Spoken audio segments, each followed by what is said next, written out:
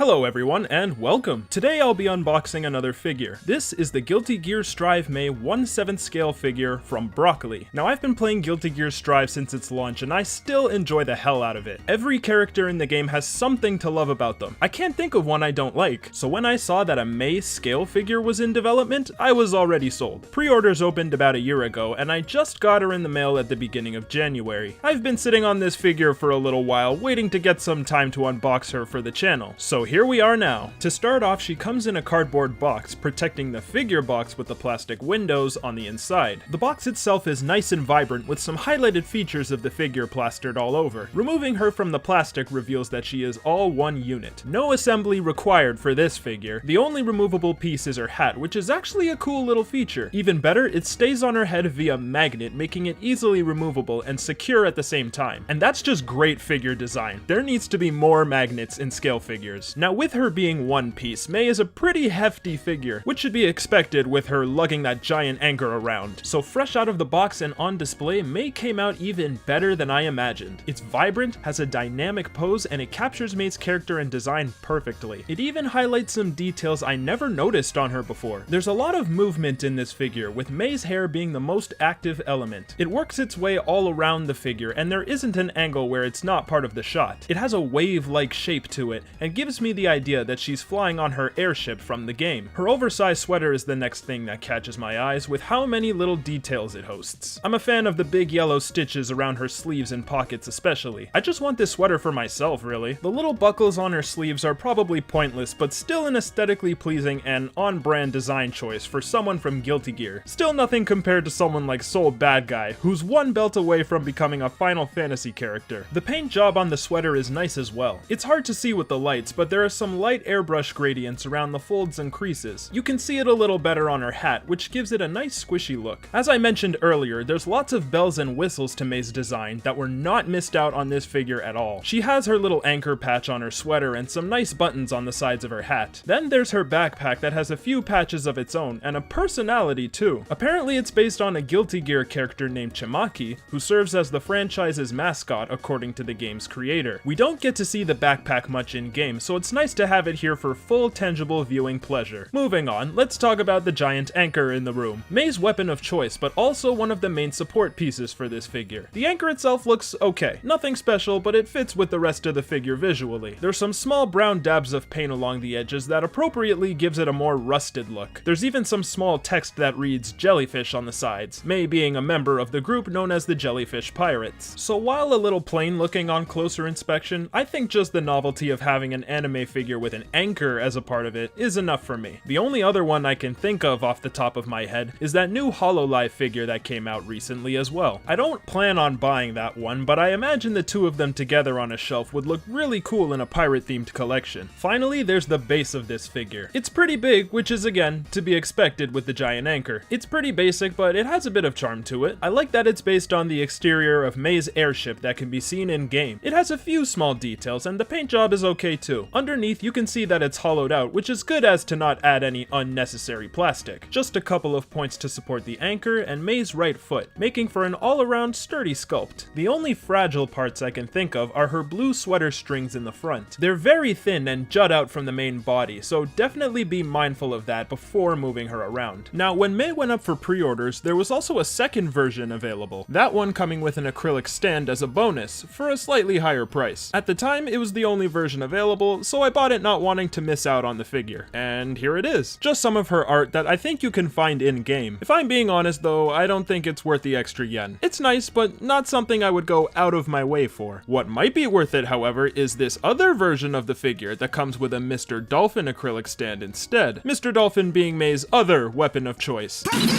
This variant was available from a few different online retailers, and I know that of the time of this recording, Big Bad Toy Store has it in stock on their website. So if you're still looking for one, definitely order from there. I think that this is a slightly better add-on for the figure because it's the only thing missing from May's character. It would be nice to have him as part of another May figure, but I don't knock the manufacturers for not including him in their sculpt. And adding both Mr. Dolphin and the anchor would just make for an even bigger and more expensive statue. I'd still like to see that though. All all things considered, I'm pretty happy with how this figure turned out. This is a faithful recreation of Mei that I'm happy to add to my collection. It's good to see Guilty Gear getting some love in the anime figure world, and that will continue with all the new figures we have coming up. The one I'm looking forward to most being the Baiken 1/6 scale from Union Creative. Loved playing as her in Strive, and I should really try her out in Samurai Showdown as well. Only thing that scares me about her upcoming figure is that she's a 1/6 scale, and that would be my largest scale figure to date. I'm just thinking about how much space she's gonna take up, and looking at the prototype, it looks like she might need quite a bit, what with her wide stance and hair curve coming from the back, not to mention her massive tip. Next up, we have a character getting figures out the ass. We're getting 8, count 'em,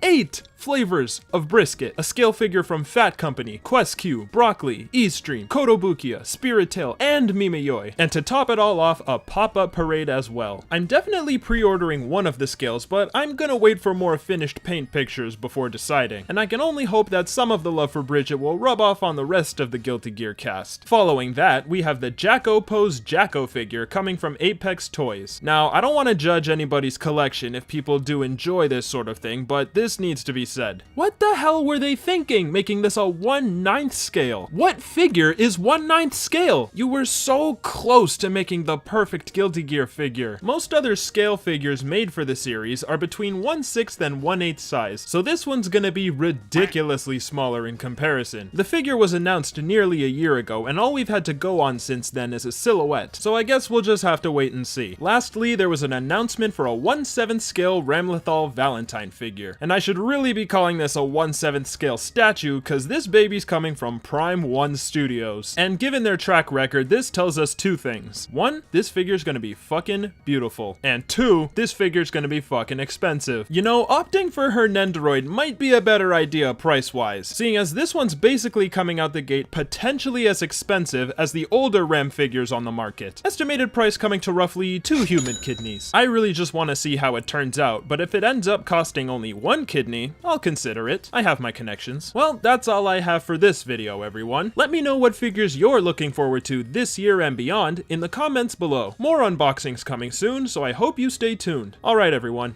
peace.